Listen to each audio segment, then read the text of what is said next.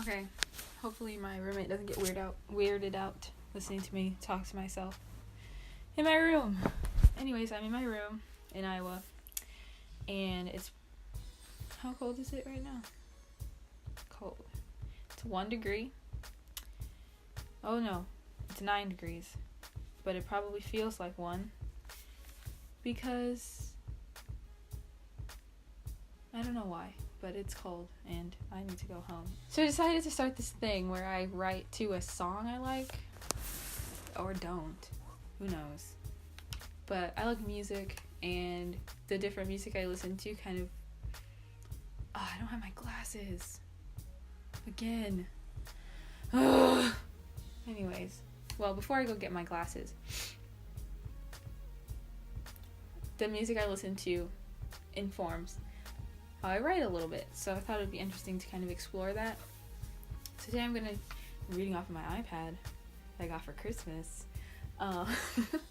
I am going to read, I did this for class, and I decided to kill 2 birds with 1 stone, so write for this and write for school. I wrote to Perfectly Wrong by Shawn Mendes, because that song makes me feel things. Taste the poison from your lips. And felt fitting for the prompt, which is about imagination. So, I'm going to get my glasses, and then I'm going to read this.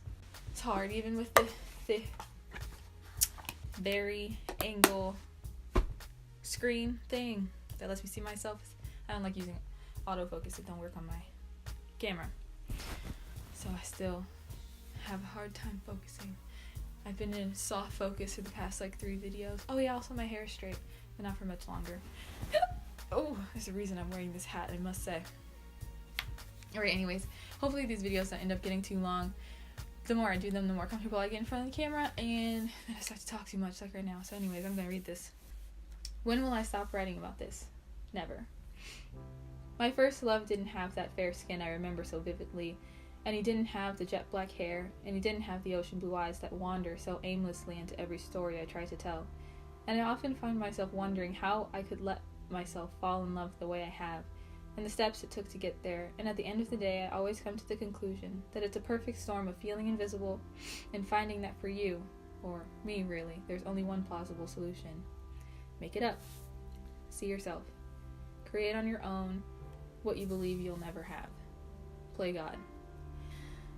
And I know I always write about this, but when he told me he loved me, I always believed him as much as I could because I was the one telling him to tell me he did. But there were limits to the stretch of my mind, because the small, rational part of me that knew he wasn't real never let me forget it. So then I always knew that as much as he said he loved me, touched it onto my cheeks and pressed it into my palms, absent circles against my rib cage and gentle kisses in as many secret places as he could think of, he didn't actually. If only because he couldn't. But to a young girl who thinks he is the closest she'll ever come to love, that was enough. When we were 12, he gave me this pink plastic rose that he put in a little white box and tucked a note underneath. He wrote the note in purple Crayola marker ink, and the handwriting bore an uncanny resemblance to my own, but I didn't care, because he gave me this rose and I loved him. When we were 13, he moved back to Colorado where he was born, and waited until 2 weeks before he left to tell me, because he thought it would hurt me less than if I'd known before, because those were the days, weeks, months, year. This was the year when I would cry. When he'd stand in the doorway of my room and barely smile before a wave, ocean waves, ocean eyes, of fear and pain and love, love, love would overtake my ability to speak, and all he would be able to do is hold me until I fell asleep. So, of course, he'd be afraid to tell me he was leaving. I'd have cried my own ocean by then. Or maybe he didn't tell me because I made that up one day when I was bored, even though it hurt me. When we were 14, he came back because he couldn't live without me. Maybe he thought the pink plastic rose would have been enough to preserve my feelings for him. It was. That was all my idea in the first place anyways. By 15, we were so in and out of each other that I could feel myself trying to force him back into my heart the way he had been before I made him leave and fell in love with someone else in his absence. Absence. Because wasn't this new love just some shadow of him anyways? All of this all the way up until the day that I finally told him, me, to stop. That yes, blue is my favorite color, but he no longer could be. I told me to stop. I stopped me. Stop playing God. God is God for a reason. We don't really talk anymore.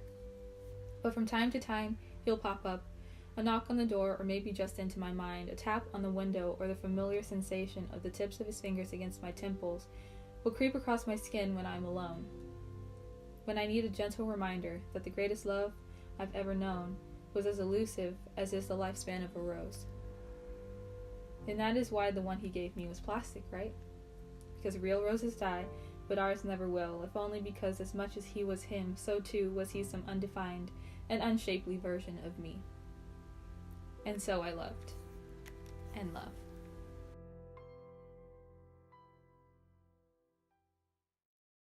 This is the thing I will probably write about for the rest of my life. If you read or read Blue is My Favorite Color, or any The Girl Next Door, which isn't out yet, but it will be by the end of the year, or a number of other things that I've written in the past 7 or 8 years, this blue-eyed character pops up often. So I'm going to keep doing this. Yeah. Cool beans. See you next week. Which is a good song. You should listen to it. I hope he wins those Grammys. Both of them.